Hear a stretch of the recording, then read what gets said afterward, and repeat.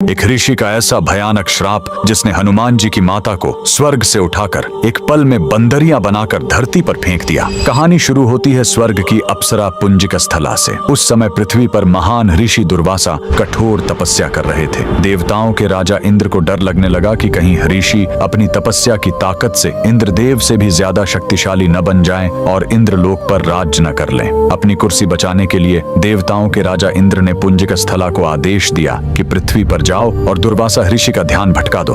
इंद्र के आदेश पर वह ऋषि के आश्रम गई और उनकी तपस्या में बाधा डालने लगी।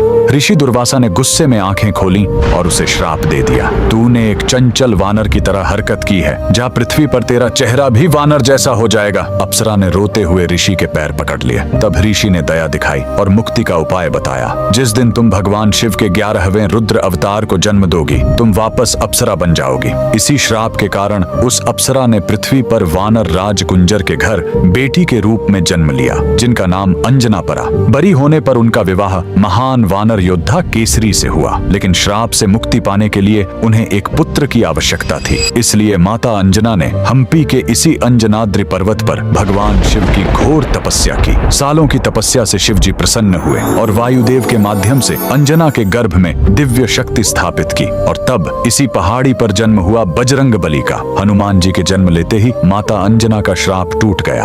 आज कर्नाटक के हम्पी में स्थित यह अंजनाद्रि पर्वत इस पूरी घटना के गवाह है। 575 सीढ़ियां चढ़कर आज भी भक्त उस पवित्र जन्म स्थान के दर्शन करने आते हैं। पवन पुत्र हनुमान के लिए कमेंट्स में जय बजरंग बली जरूर लिखें। के लिए लाइक सब्सक्राइब